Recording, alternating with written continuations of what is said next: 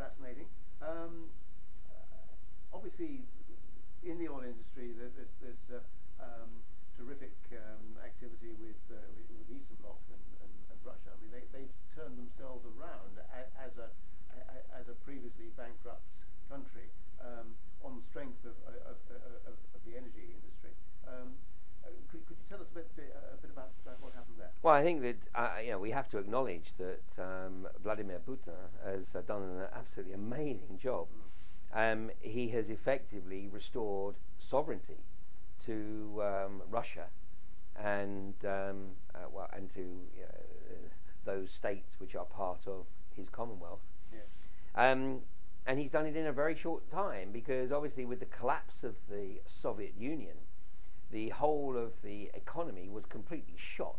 Yes. I mean, there was no economy. It needed to be rebuilt from the get-go. And of course, the World Bank stepped in as the White Knight, offering to lend money at extortionate rates. And Putin basically came along, was it 95 or so, give or take, and it put in motion a plan to use Russian resources for the benefit of Russian people. Now, what he did, of course, was he identified the oligarchs who he assigned to regenerate these industries and effectively turn these monolithic pre-Soviet or Soviet-era industries into viable, competitive, global players. Yes. And he was very, very astute with the people that he assigned. And of course, what we've seen in recent years is, as some of those individuals, if you like, got a bit ahead of themselves and decided that they were bigger than the operation or bigger than the state, then they incurred Vladimir Putin's wrath. Yes. And so we have seen, sort of an attempt to regain control from the oligarchs, obviously those who didn't play ball. I mean, the likes of Roman Abramovich, these are guys that play ball. They've done very well out of it, but they played their role as per Putin's instructions. There were others who didn't. One of the most incredible things is that, I mean, Russia today, in my opinion, is without any shadow of doubt the world's largest provider of oil. It also, in all probability, has the world's largest known reserves. Russia plays its reserves very close to its chest, as it does, by the way, its drilling and production technology. Russia has a completely different philosophy of oil production. Russia works on the basis of the principle that oil is an organic, abiotic resource that is generated from deep within the bowels of the earth and then percolates through a series of reservoirs.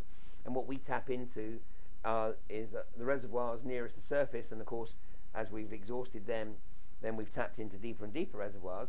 But Russia also has a philosophy of treating an oil reservoir or a gas reservoir as a farmer would treat a field.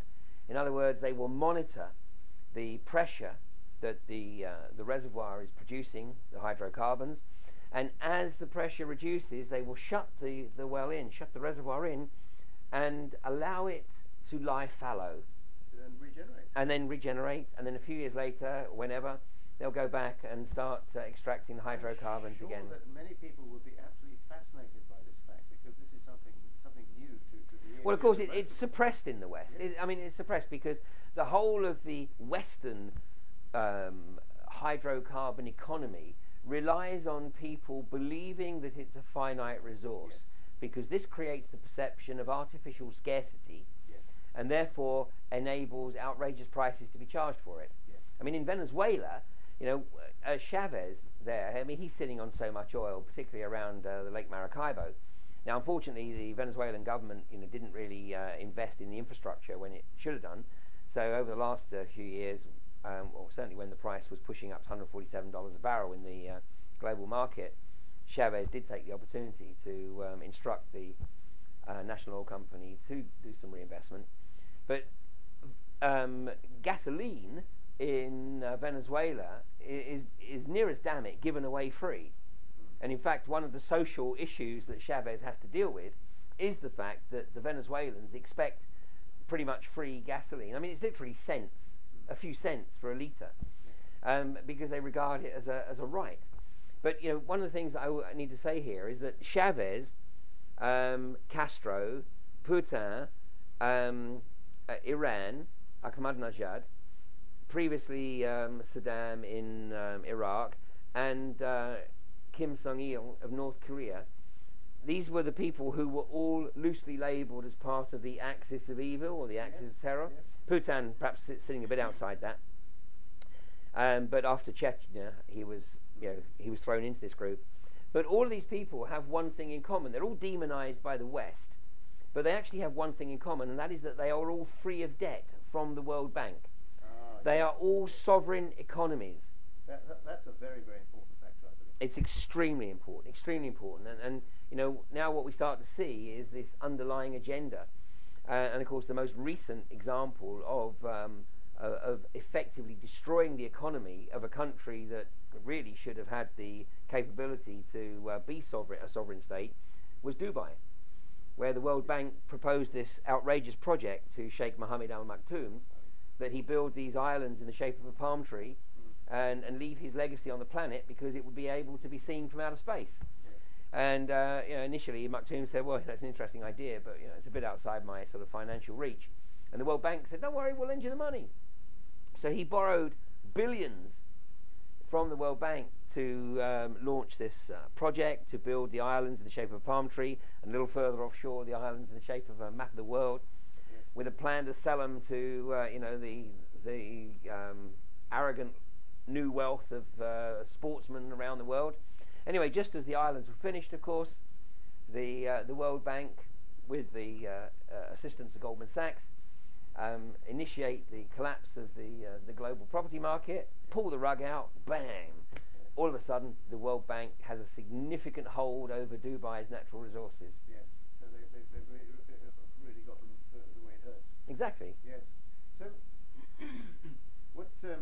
what I think is really fascinating here is the power plays that are going on, and that we have, if you like, a significant sector of the world which is not in debt, as you rightly say, and the other point that if oil is a self-regenerating resource, then the public at large are being lied to a massive extent. The vast majority of the public have no idea of the magnitude of the deception. I mean, first of all, one of the reasons that the West needs to sell large quantities of oil is because it is the most efficient method of raising taxes. Yes. And this lie even extends to the amount of fuel you or I need to drive our vehicles. I mean, let's look at how outrageous this is. Let's look at the advances in things like computer technology, telephone technology over the last few years. Literally. We've come from nowhere with mobile phone technology 25 years ago to today where, was it 4 billion people have mobile phones? Yes. And we've got things like the iPad, I mean, which 30 years ago would have been in the realm of science fiction. Yes.